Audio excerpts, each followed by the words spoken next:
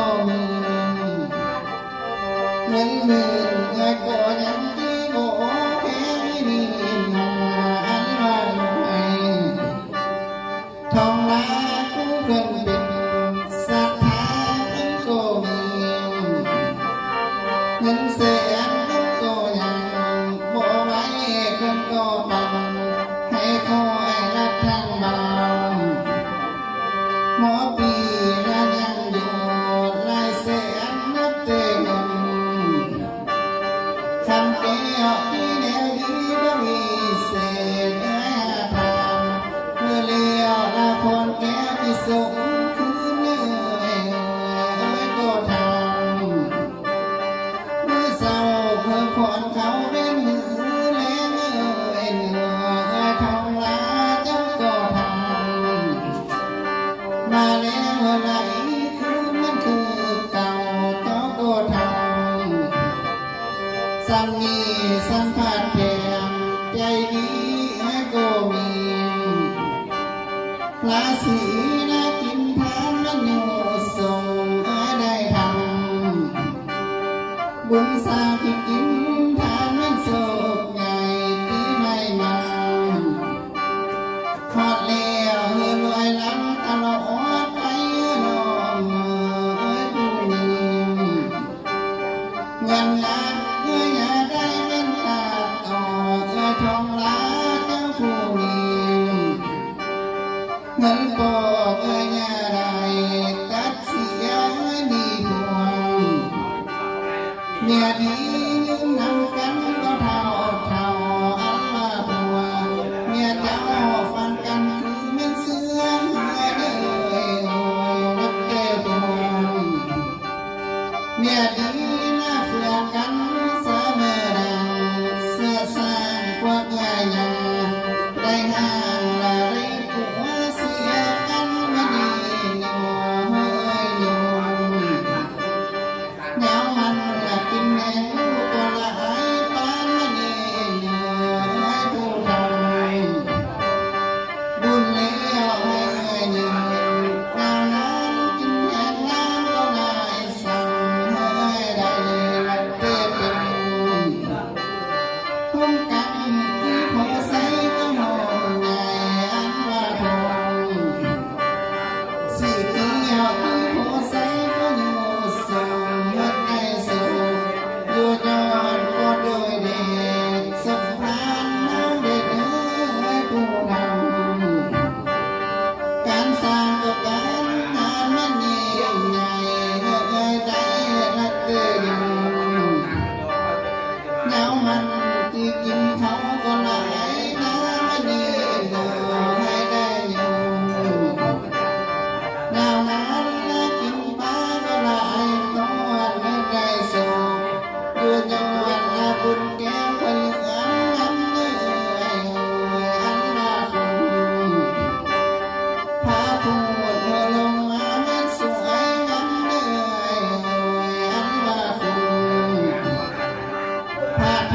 ำลงมาสวยจุ้มเอ้ยใน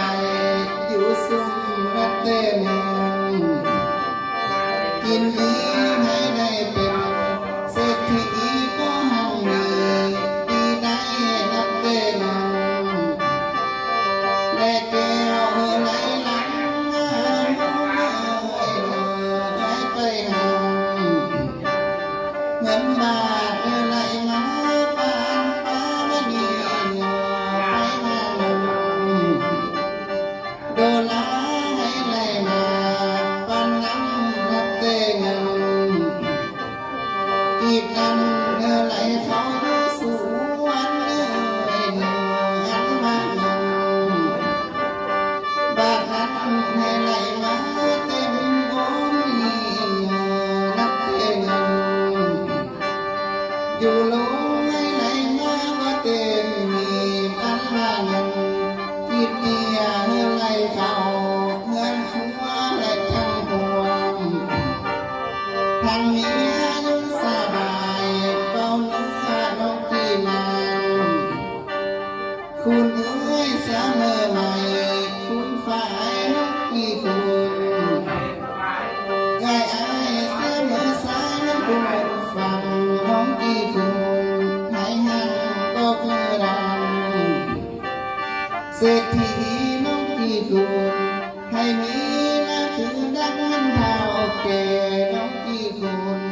มือเศร้าสมัยปวดคุณจุนน้องกี่คุณกลางคืนเสมอสายมันคุณใครคอยกี่คุณให้ได้คือดังกองหน้าห้องมาตีเสกคุณบ้านคือดังกองหน้าเก่ามาตีเสกคุณเมื่อไหร่เนื้ออันมาอาย4,000นักเตะกันเจ็บใครก็ว่าไตปัญญาต่างขอเฮ้ยทางเนื้อสบายบ้างตลอดไปนั้นคอยเนื้อขอเฮ้ยกันเจ็บหูบังหัวขอเฮ้ยกันเจ็บขาและเตะเนียน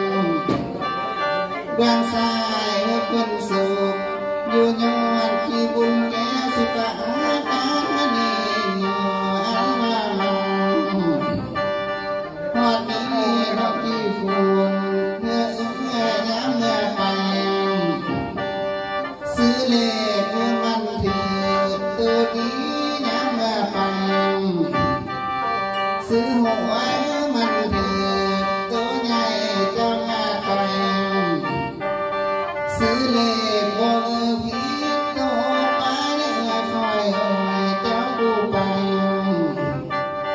ซื้อหวยบ่ให้ผิดตัวท้ายเมื่อเตะนำคอยง่ายและเข้าใส่ตัวกงให้ได้เงินเต็มถุงที่หอดสี100 ล้านเอ้ยผู้นำอยู่บ้านเงินคำแก้ดูหลังมาคำนั้นเธอไหลหลังมาปานแมงน้ำของน้องเดือมันนี่นาอันมางำทองนั้นเธอไหลน้องมาปานแม่ก็นางให้มันไหลตื่มเข้าที่บ้านน้ำให้ทหารนี่น้องให้มันเห็นมาเข้าก็เหลือไม่แน่นอ่างเมื่อเตะไอ้หันน่ะมีนัดทุกสิ่งหน้ามีหอดหนวดควายมาทั้งหมูมาก็เป็นไก่ทั้งรถใหญ่รถน้อยเมื่อมาจอดอ้อมบ้านจนเหลือล้นก็อันเหมือนมันนี่หนู10 ปีนั้นเอ้ยโคงานได้นักเอาละเตยสาว1,000 ปีเอ้ย4,000เนี่ยได้สาวสุดดังตนดอกโอกที่ใส่อยู่แดงหอมคอยได้เนื้อสุดดังตนดอกหอมและแดงหอมก็เดือนหนาอันมาไตลุมฟ้าบ่มีเพื่องามปานพวกเอ้ยน้องขอลาให้สูงสักล้านละอยู่ไปก็จนเท่าอันมาหัวเนี่ยเอ้ยนัดเตะแดง